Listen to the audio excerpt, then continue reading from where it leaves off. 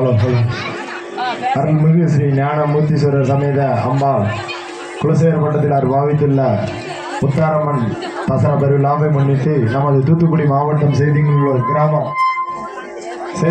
கிராமத்தில் பாவித்துள்ள சந்தனமாரியம்மன் தசரா குழுவின் 13வது ஆண்டு சிறப்பு பூஜைக்கு வருகின்றிருக்கும் எங்களின் அருமை சகோதரர் ஏழைகளின் அனைவரிலும் கரம் பிடித்த எங்களது அஞ்சா நெஞ்சம் வருங்கால சட்டமன்றமாக வரக்கூடிய நமது அண்ணன் பாசமிகு அவர்களை நமது சந்தனமாரியம்மன் தசராக்குள்ளாக எங்களது வருகையை ஏற்று வருகின்ற அண்ணனுக்கு எங்களது ஊர் பொதுமக்கள் சார்பாகவும் எங்களது சந்தனமாரியம்மன் தசரா குழு சார்பாகவும் நன்றியில் குறிப்பிட்டு இந்த மக்கள் முன்பு அண்ணன் ஒரு சிறிய ஒரு ஆற்ற அண்ணனை அன்போடு அழைக்கிறேன்.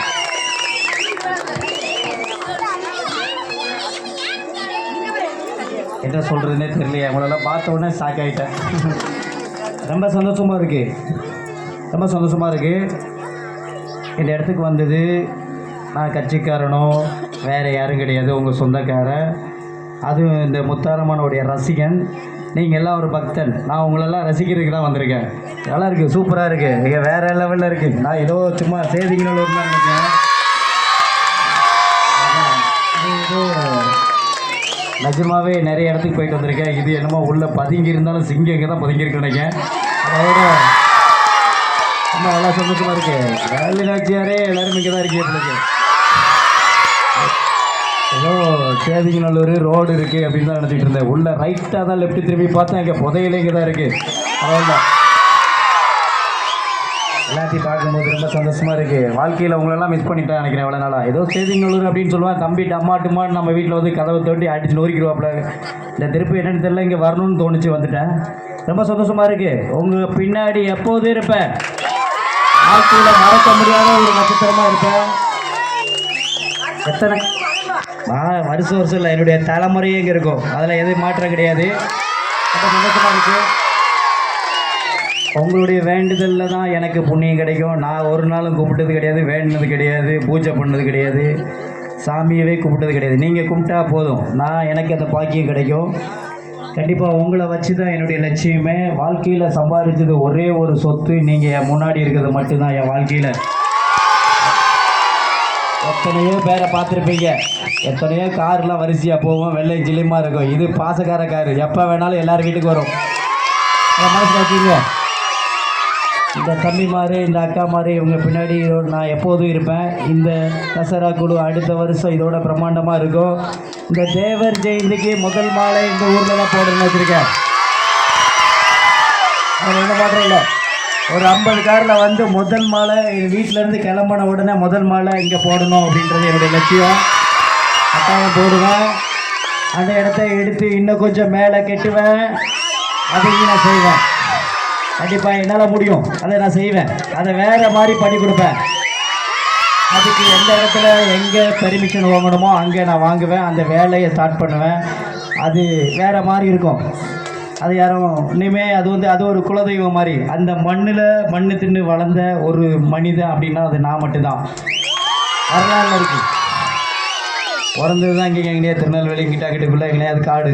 ஆனால் வளர்ந்தது, படித்தது, எல்லாம் படித்தது பசு மண், வளர்ந்தது மண். மற்ற நிறைய சொல்ல வேண்டியதெல்லாம் இருக்குது. அந்த பாக்கியம், இந்த ஜாதி அப்படின்னு எடுத்துக்கிட்டிங்கன்னா ஒரு மிகப்பெரிய பக்தியானவன் நான். எல்லாத்தையும் அரவணைக்கிறவன். ரோட்டுக்கு அங்கிட்டு போனால் யாருன்னு உங்களுக்கு தெரியும். அங்கிட்டும் என்னை நேசிப்பான், இங்கிட்டும் என்னை நேசிப்பான், 4 சைடு நேசிப்பான். நம்ம யார்? நம்ம எல்லாத்தையும் அரவணைக்கிறவன். கட்டாயமாக நம்ம ஒரு பெரிய திருநெல்வேலியில் உங்களுடைய மாளிகை அங்கே இருக்குது, உங்களுடைய ஆஃபீஸ் அங்கே இருக்குது.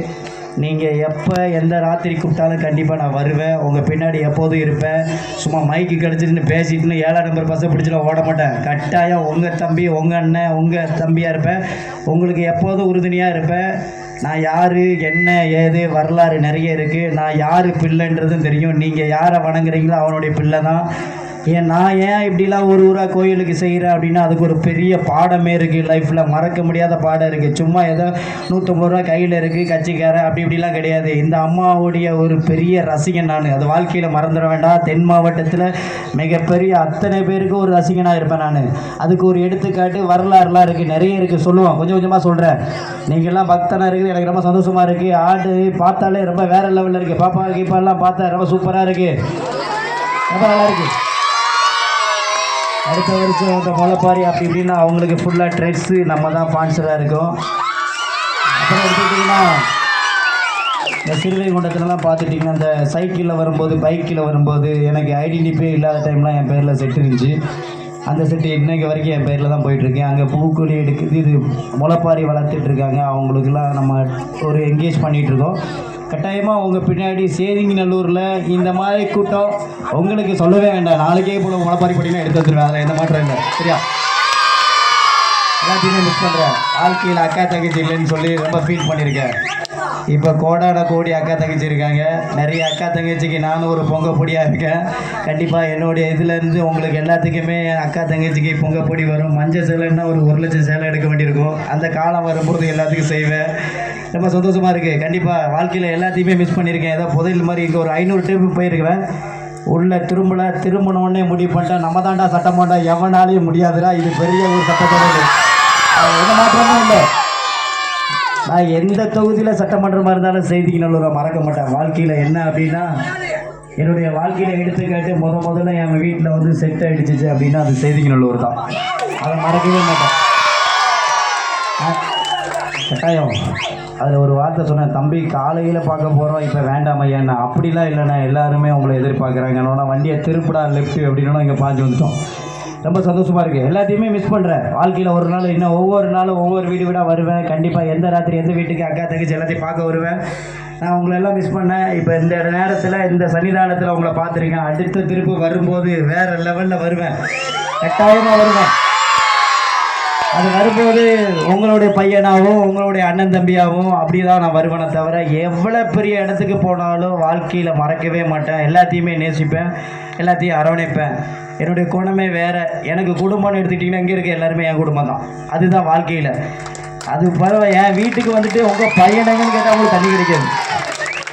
நம்ம வீட்டுக்கு வந்துட்டு திருநெல்வேலியோ இல்லை தொட்டிக்கரவளைக்கோ வந்துட்டு உங்கள் பையன் எங்கேன்னு யாராவது கேட்டிங்கன்னா உங்களுக்கு தண்ணி கூட கிடைக்காது.